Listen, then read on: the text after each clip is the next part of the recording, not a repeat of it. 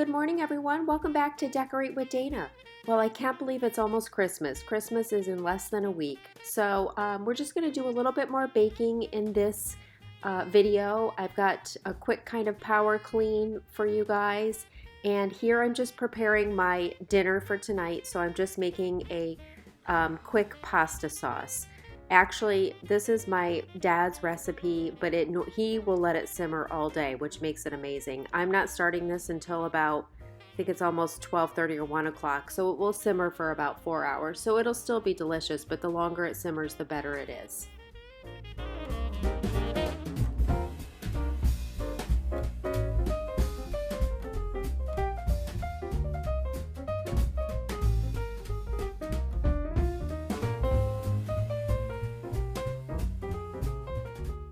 So here I'm just putting some olive oil in the pan and I'm simmering the onion and garlic until it's translucent. I'm also going to add in these ice cubes that I made. I grew a lot of basil in my garden this year and I had so much left. So a little tip, if you have any left, I used my food processor to grind the basil leaves up small with some olive oil, and I put them in ice cube trays to freeze. And then I just put the ice cubes in a large Ziploc bag, and then you have fresh basil that you can use even in the winter. So that's a really good tip. After those simmer, I'm just going to add a can of tomato puree and a can of crushed tomatoes, salt, pepper, and a little bit of sugar, and that's basically it. I'm going to use a little water to rinse out the cans and just add a little water to it. And I don't know if I mentioned, and a little sugar also, just because I like a little bit of a sweeter sauce, and that's everything that I use. And then this just literally simmers for like 4 hours.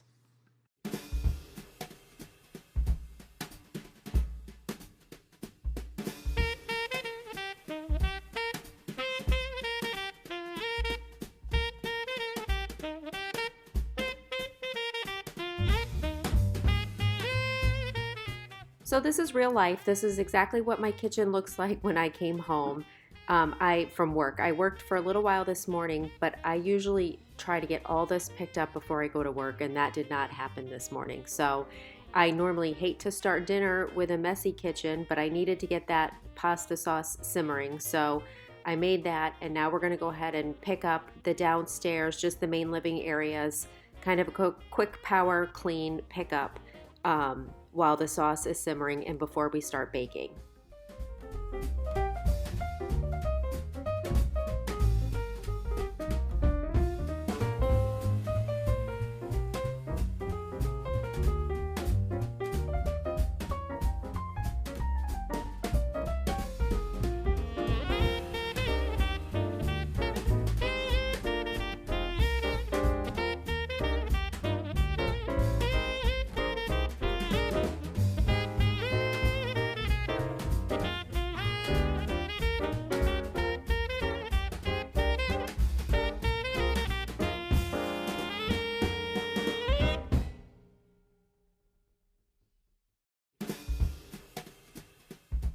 So my stepdad had called me while I was in the middle of cleaning to thank him for a birthday gift I recently sent him. So I figured I could just keep cleaning and talking.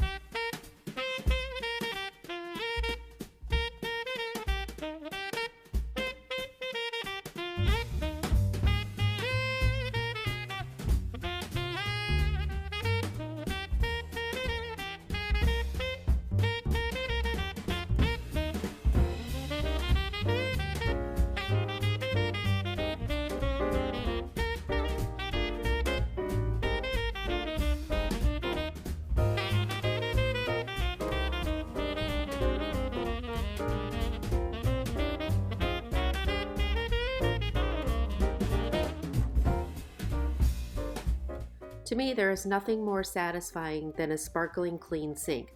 However, why I did this right now was kind of crazy. I knew I had more baking to do, so I ended up doing this probably 2 more times throughout the night, but that's okay.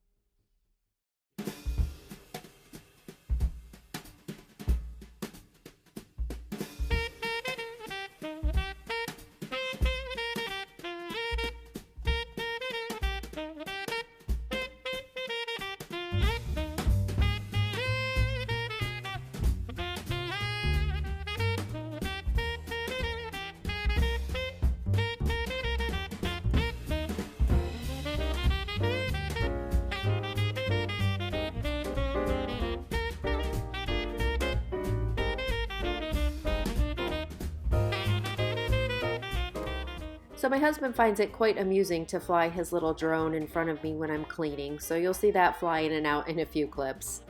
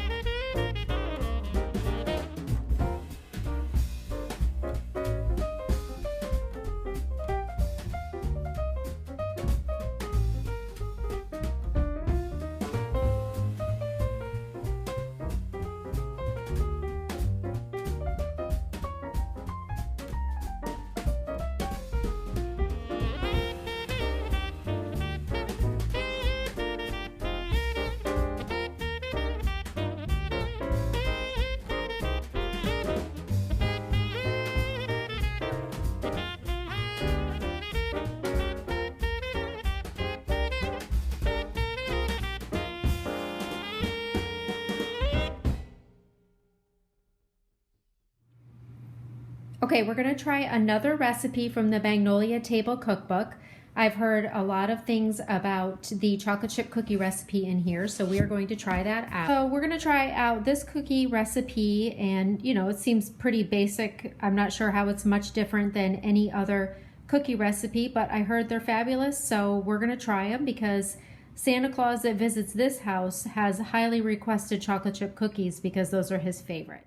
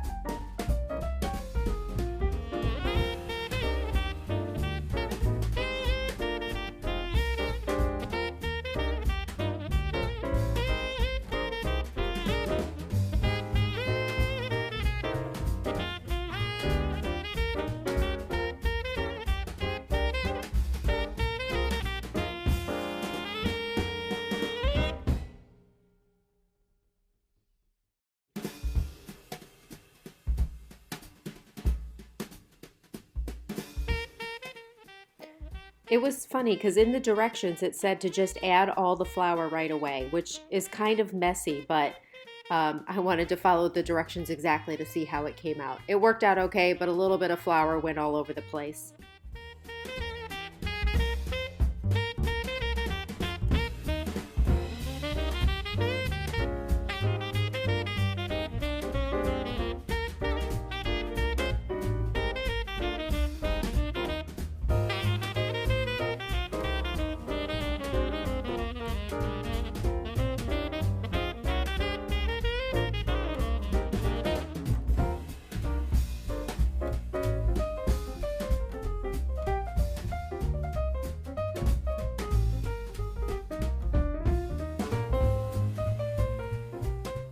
Here I'm pulling out some of the sauce for my youngest daughter who does not eat meat. And then I'm just going to add these meatballs that I get from the local grocery store. Sometimes I'll make my own, but these are really just as delicious and it just makes it a lot easier.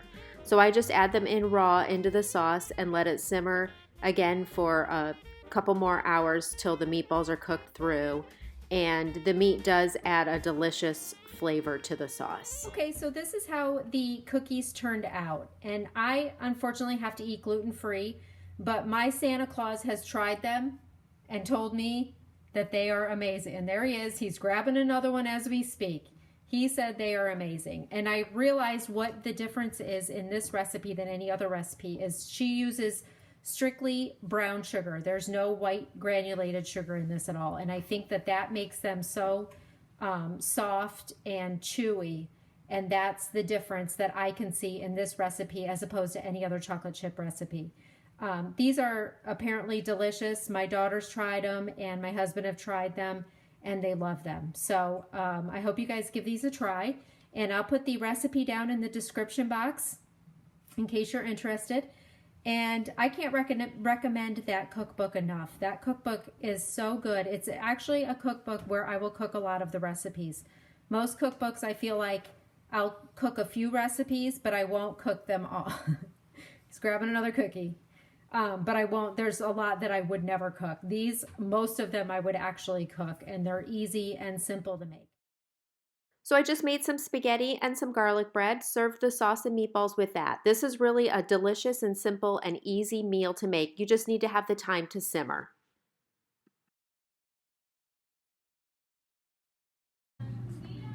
All right, the last thing we're going to make that we make every year are Buckeyes. And these are really simple to make, and I like that they're no bake and they are gluten-free, so I can enjoy them as well. So the ingredients that you're going to need for these are confectioner sugar or powdered sugar, peanut butter, butter, vanilla, salt, semi-sweet chocolate chips, and a little bit of vegetable shortening. And that's all the ingredients, so let's make these.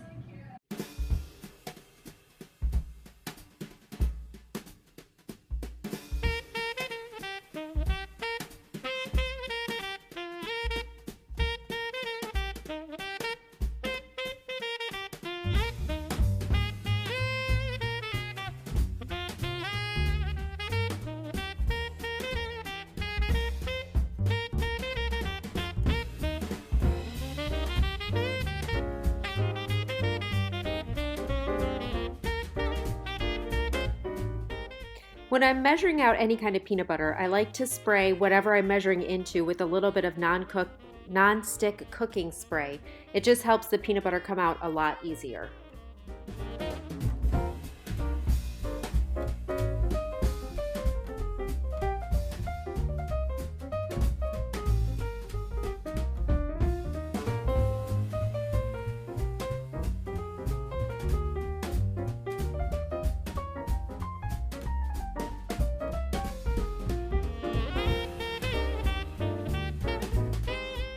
The recipe actually calls for melted butter, but I just put the stick of butter in the microwave for like 8 seconds just to really soften it. I find when the butter is melted, then it makes the dough a little too runny and it's harder to form into balls.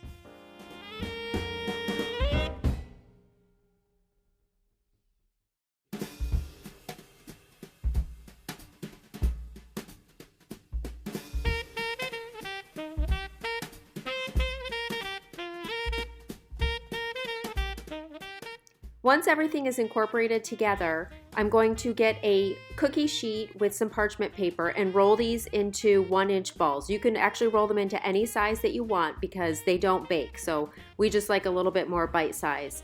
And then I'll put this in the refrigerator for about 20 to 30 minutes to chill.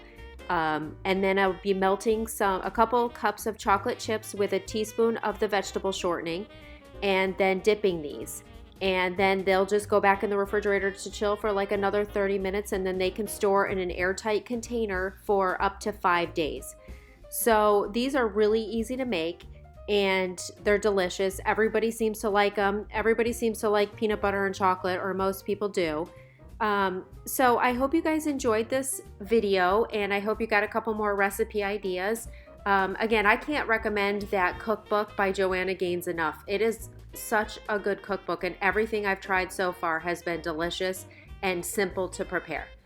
So it would make really a great gift idea if you're looking for a last minute gift for somebody. So I hope you guys enjoy, and I will see you in my next video, which will be on Friday. My daughters and I are heading to New York City on Thursday to do some shopping, taking the train in. So that'll be a fun day. It's an exhausting day, and I might try to get a couple clips in New York City, and then maybe we'll do some more gift wrapping and cooking in Friday's video. So I hope you guys have an amazing day, and thank you so much for watching, and I'll see you in my next video.